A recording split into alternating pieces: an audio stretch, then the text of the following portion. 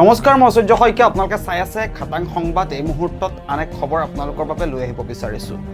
নৱনিৰ্মিত এখন সেতু হৈছে কুমাৰ ভাস্কৰ বৰ্মা সেতু, যিখন সেতু চাবলৈ ভিন্নজন লোকে দৈনিক যায় আৰু বৰ্তমান সময়ত পদচাৰীসকলৰ বাবে মুকলি কৰি দিয়া সেই সেতুখনত ভিন্নজন লোকে সেতুখন চাবলৈ গৈছে আৰু সেই সেতুখনতে সংঘটিত হোৱা এটা ঘটনাই এক প্ৰকাৰৰ চাঞ্চল্যৰ সৃষ্টি হৈছে।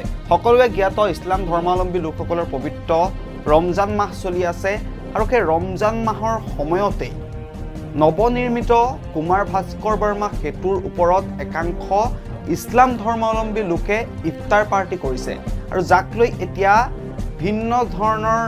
ভিন্নজন লোকে প্ৰতিক্ৰিয়া প্ৰকাশ কৰিছে। বিশেষকৈ হিন্দু ধৰ্মাৱলম্বী লোকসকলে ইছলাম ধৰ্মৰ লোকসকলে কৰা এই কাণ্ডক তীব্ৰ গৰিহণা দিছে। নৱনিৰ্মিত এখন সেতু, যিখন সেতু চাবলৈ ইতিমধ্যে ভিন্ন প্ৰান্তৰ ব্যক্তিসকল গৈছে। সন্ধ্যা হ'লে সকলো এপাক ওলাই যায়। নৱনিৰ্মিত সেই সেতুখন, যিখন সেতু বৰ্তমান কেৱল পদচাৰীৰ বাবে মুকলি কৰি ৰখা হৈছে আৰু সেই সেতুখনক লৈ একাংশ লোকে কৰা এনে কাৰ্যকলাপৰ তীব্ৰ বিৰোধিতা কৰিছে হিন্দু ধৰ্মাৱলম্বী লোকসকলে। ইছলাম ধৰ্মাৱলম্বীসকলৰ পবিত্ৰ ৰমজান মাহৰ সময়ছোৱাত তেওঁলোকে নৱনিৰ্মিত সেই সেতুখনৰ ওপৰত ইফতাৰ পাৰ্টি কৰা কাণ্ডক লৈ এতিয়া চৰ্চা হোৱা পৰিলক্ষিত হৈছে। দৃশ্যাংশ আছে আমাৰ হাতত, সেই সন্দৰ্ভত সবিস্তাৰে এই মুহূৰ্তত লৈ আহিব বিচাৰিছোঁ আপোনালোকৰ বাবে।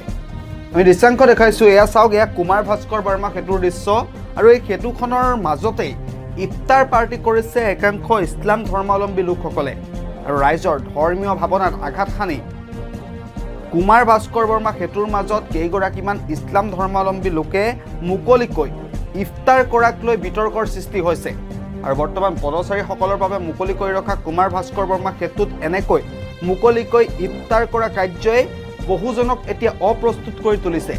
বিশেষকৈ যি সময়ত সত্ৰ নামঘৰৰ কাষত গো মাংস আদি পেলোৱা বিষয়বস্তু লৈ চৰ্চা চলি আছে আৰু সেই সময়তেই এখন নৱনিৰ্মিত সেতু, অৰ্থাৎ এটা ৰাজহুৱা স্থান, এই ৰাজহুৱা স্থানত ইফতাৰ কৰাক লৈ নেটিজেন এতিয়া ক্ষুব্ধ হৈ পৰা পৰিলক্ষিত হৈছে আৰু সামাজিক মাধ্যমত এই ভিডিঅ'টো ভাইৰেল হৈ পৰাৰ পাছতেই এতিয়া ব্যাপক চৰ্চা হোৱা পৰিলক্ষিত হৈছে।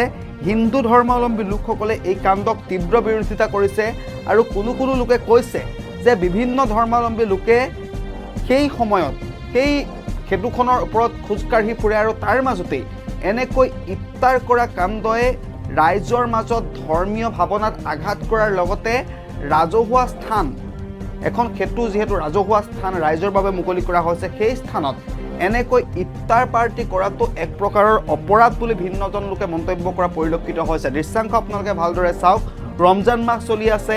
সেই ৰমজান মাহৰ সময়তে নৱনিৰ্মিত এখন সেতু, কুমাৰ ভাস্কৰ বৰ্মা সেতু, সেই সেতুখনৰ ওপৰতে এনেকৈ একাংশ ইছলাম ধৰ্মৰ লোকে ইফতাৰ পাৰ্টি কৰিছে আৰু তেওঁলোকে ইফতাৰ পাৰ্টি কৰি আছে। আনহাতে সেই সেতুখনত ভিন্নজন লোকে খোজকাঢ়ি ঘূৰি আছে আৰু সেতুখনৰ মাজভাগত এনেকৈ একাংশ ইছলাম ধৰ্মাৱলম্বী লোকে ইফতাৰ পাৰ্টি কৰা কাণ্ডক বিৰোধিতা কৰিছে। অপ্ৰস্তুত হৈছে হিন্দু ধৰ্মাৱলম্বী লোকসকল আৰু তেওঁলোক বৰ্তমান ক্ষুব্ধ হৈ পৰিছে আৰু তেওঁলোকে দাবী উত্থাপন কৰিছে যে এয়া হৈছে এক প্ৰকাৰৰ অপৰাধ।